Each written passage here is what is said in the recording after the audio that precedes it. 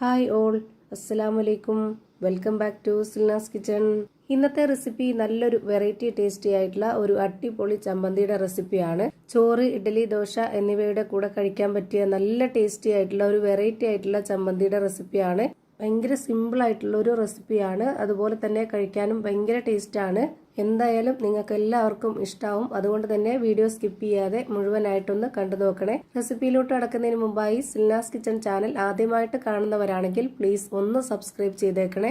ഒപ്പം തന്നെ ഈ വീഡിയോസ് നിങ്ങൾക്ക് ഇഷ്ടപ്പെടുകയാണെങ്കിൽ ഒരു ലൈക്ക് ചെയ്ത് ഷെയർ ചെയ്ത് സപ്പോർട്ട് ചെയ്യാനും മറക്കരുത്. ഇനി നമുക്ക് ഇതെങ്ങനെയാണ് തയ്യാറാക്കുന്നതെന്ന് നോക്കാം. ഇതിനായി ആദ്യം തന്നെ സ്റ്റവിലേക്ക് ഒരു പാൻ വെച്ച് കൊടുത്ത് ഫ്ലെയിം ഓൺ ആക്കി കൊടുത്തു. ഇനി ഇതിലേക്ക് ഇട്ട് കൊടുക്കുന്നത് കട്ടിയായിട്ടുള്ള തൈരാണ്. ഞാനിവിടെ മിൽക്കി മിസ്റ്റിന്റെ ഈ ഒരു തൈരാണ് എടുത്തിട്ടുള്ളത്. ഇതാവുമ്പോൾ അധികം പുളിപ്പുണ്ടാവില്ല. പുളിപ്പില്ലാത്ത നല്ല കട്ടിയായിട്ടുള്ള തൈരാണ് ഇതിലേക്ക് എടുക്കേണ്ടത്. ഞാനിവിടെ 200 ഗ്രാം അളവിലുള്ള തൈരാണ് എടുത്തിട്ടുള്ളത്. ഈ ഒരു തൈരിനനുസരിച്ചാണ് ബാക്കിയുള്ള എല്ലാ ഇൻഗ്രീഡിയൻസിന്റെ അളവും പറയുന്നത്. ഞാനിപ്പോൾ ഇതൊരു മീഡിയം ഫ്ലെയിമിലാണ് ഇട്ട് കൊടുത്തിട്ടുള്ളത്. ഇനി ഇതിലേക്ക് ഇട്ട് കൊടുക്കേണ്ടത് അണ്ടിപ്പരിപ്പാണ്. ഒരു 7 എണ്ണം എടുത്തിട്ടുണ്ട്. ഇനി ഇതിലേക്ക് ഇതുപോലെ കുറച്ച് കപ്പലണ്ടിയും കൂടെ ഇട്ട് കൊടുക്കുന്നുണ്ട്. ഒരുപാടൊന്നും വേണ്ട. ഇപ്പൊ ഇത് കാണുമ്പോൾ തന്നെ നിങ്ങൾക്ക് മനസ്സിലായിട്ടുണ്ടാവും. ഇനി എരിവിന് വേണ്ടി 3 പച്ചമുളകും നല്ലൊരു മണത്തിന് വേണ്ടി കുറച്ച് കറിവേപ്പിലയും ഇട്ട് കൊടുക്കുന്നുണ്ട്. എന്നിട്ട് ഇത് നന്നായിട്ട് ഇളക്കി കൊടുക്കാം. ഇതിന് നല്ലപോലെ വെള്ളമായിട്ട് വരും. ആ ഒരു വെള്ളം എല്ലാം വറ്റി നല്ല ഡ്രൈ ആയിട്ട് വരണം. കൈവിടാതെ ഇളക്കി കൊടുക്കേണ്ട ആവശ്യമൊന്നുമില്ല. നല്ല ഹൈ ഫ്ലെയിമിൽ ഇട്ട് കൊടുത്തിട്ട് ഇതിന്റെ വെള്ളമൊക്കെ നന്നായിട്ട് വറ്റി വരുന്നവരെ ആ ഒരു ഫ്ലെയിമിൽ തന്നെ വെച്ചിരിക്കണം. നിങ്ങൾക്ക് ഇതിലേക്ക് അണ്ടിപ്പരിപ്പ് മാത്രമാണെങ്കിൽ അങ്ങനെ ഇട്ട് കൊടുക്കാം. അതല്ല കപ്പലണ്ടി മാത്രമാണെങ്കിൽ അങ്ങനെയും ചെയ്യാം. അതുമല്ലെങ്കിൽ ഇത് രണ്ടും ഒരുപോലെ ഇട്ട് കൊടുക്കാം. അതൊക്കെ ഓരോരുത്തരുടെ ഇഷ്ടത്തിനനുസരിച്ച് ചെയ്തെടുക്കാം. ഇപ്പോൾ അത് നന്നായിട്ട് വെള്ളമായിട്ട് വരുന്നുണ്ട്. ഇനി ഇതൊന്ന് വറ്റിക്കിട്ടട്ടെ.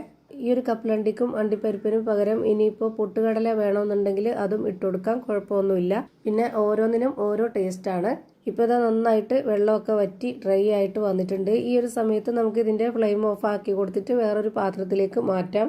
ഇനി വീണ്ടും പാൻ വെച്ച് കൊടുത്ത ശേഷം ഫ്ലെയിം ഓൺ ആക്കി കൊടുത്ത് അതിലേക്ക് കുറച്ച് ഓയിൽ ഒഴിച്ചു കൊടുത്തതിന് ശേഷം ഇനി ഒരു 1.5 സബോള കട്ട് ചെയ്തത് ഇട്ട് കൊടുക്കാം. സബോളയ്ക്ക് പകരം ചെറിയ ഉള്ളിയിൽ ചെയ്യണമെന്നുള്ളവർക്ക് അങ്ങനെ ചെയ്തെടുക്കാം. കുഴപ്പമൊന്നുമില്ല. പിന്നെ ഇതിലേക്ക് 1.5 തക്കാളി കൂടി കട്ട് ചെയ്തിട്ട് കൊടുത്തിട്ടുണ്ട്. പിന്നെ വേണ്ടത് ഒരു നുള്ള് ചെറിയ ജീരകമാണ്. അതുപോലെ തന്നെ ഇതിലേക്ക് ആവശ്യത്തിനുള്ള ഉപ്പും ഇട്ട് കൊടുക്കാം. ഇനി ഇതിലേക്ക് 1/2 സ്പൂൺ അളവിന് മുളക് പൊടിയും കുറച്ച് മല്ലിയിലയും ഇട്ട് കൊടുക്കുന്നുണ്ട്. മുളക് പൊടി ഓരോരുത്തരുടെ എരിവിനനുസരിച്ച് കൂട്ടിയും കുറച്ചൊക്കെ ചേർത്ത് കൊടുക്കാവുന്നതാണ്. ഞാനിവിടെ പച്ചമുളക് 3 എണ്ണം ചേർത്ത് കൊടുത്തത് കൊണ്ട് തന്നെ അത്യാവശ്യം എരിവുണ്ടാവും ഈ ഒരു മുളക് പൊടിയും കൂടെ ആവുമ്പോൾ. ഇതുപോലെ ഇളക്കി കൊടുത്ത ശേഷം ഇനി ഇതൊന്ന് അടച്ചു വെച്ച് വേവിച്ചെടുക്കാം. ഒരു 3 മിനിറ്റ് നേരം മാത്രം വേവിച്ചെടുത്താൽ മതി. ഒരുപാട് അങ്ങ് വേവിച്ച് വെന്ത് കുഴഞ്ഞു പോവണ്ട. ഇപ്പൊ ഇതൊന്ന് വെന്തോന്ന് തുറന്ന് നോക്കാം. ഇതുപോലെ ഉടച്ചു കൊടുക്കുമ്പോൾ ഉടഞ്ഞു വരുന്ന ആ ഒരു പരുവാകുമ്പോൾ നമുക്ക് ഇതിന്റെ ഫ്ലെയിം ഓഫ് ചെയ്ത് കൊടുക്കാം. ഇനിയിപ്പോൾ ഇത് നേരത്തെ റെഡിയാക്കി വെച്ചിട്ടുള്ള ആ ഒരു തൈരിന്റെ മിക്സിലേക്ക് ഇട്ട് കൊടുക്കുന്നുണ്ട്. ഇതൊന്ന് തണുത്ത് വരട്ടെ. അങ്ങനെ നല്ലപോലെ ചൂടാറിയതിന് ശേഷം ഒരു മിക്സിയുടെ ജാറിലേക്ക് ഇത് മുഴുവനായിട്ടും ഇട്ട് കൊടുക്കുന്നുണ്ട്. വേറെ വെള്ളമൊന്നും ഒഴിച്ചു കൊടുക്കരുത്. നല്ല കട്ടിയായിട്ട് വേണം ഈ ഒരു ചമ്മന്തി റെഡിയാക്കി എടുക്കാനായിട്ട്. ഒട്ടും വെള്ളം ഒഴിക്കാതെ ഞാനിപ്പോൾ ഇതാ നന്നായിട്ട് അരച്ചെടുത്തിട്ടുണ്ട്. ഇനി നമുക്കിതൊരു പാത്രത്തിലേക്ക് ഒഴിച്ചു കൊടുക്കാം. ഇപ്പോൾ ഇതാ നല്ല നൈസായിട്ട് അരച്ചെടുത്തിട്ടുണ്ട്. ഇനി വീണ്ടും ഒരു പാൻ സ്റ്റവിലേക്ക് വെച്ച് ഫ്ലെയിം ഓൺ ആക്കി കൊടുത്ത ശേഷം അതിലേക്ക് കുറച്ച് ഓയിൽ ഒഴിച്ചു കൊടുക്കുന്നുണ്ട്. ആ ഒരു ഓയിൽ ചൂടായിട്ട് വരുമ്പോൾ അതിലേക്ക് കുറച്ച് കടുക് ഇട്ട് കൊടുക്കാം. കടുക് നന്നായിട്ട് പൊട്ടി വന്നതിന് ശേഷം ഇതിലേക്ക് 2 വറ്റൽമുളക് കട്ട് ചെയ്തതും കുറച്ച് കറിവേപ്പിലയും ഇട്ട് കൊടുത്തിട്ട് നന്നായിട്ടൊന്ന് മൂപ്പിച്ചെടുക്കുന്നുണ്ട്. ഇനി ഇതിന്റെ ഫ്ലെയിം ഓഫ് ചെയ്തതിന് ശേഷം ഇതിലേക്ക് ഒഴിച്ചു കൊടുക്കാം. അപ്പോൾ അത് ഭയങ്കര സിമ്പിൾ ആയിട്ടുള്ള നല്ല ടേസ്റ്റി ആയിട്ടുള്ള ഒരു വെറൈറ്റി ആയിട്ടുള്ള ചമ്മന്തി റെഡിയായി കിട്ടി. ചോറിന്റെ കൂടെ, ദോശയുടെ കൂടെ, അപ്പത്തിന്റെ കൂടെ, ഇഡ്ഡലിയുടെ കൂടെ എല്ലാം ഇത് നന്നായിട്ട് ചേരും.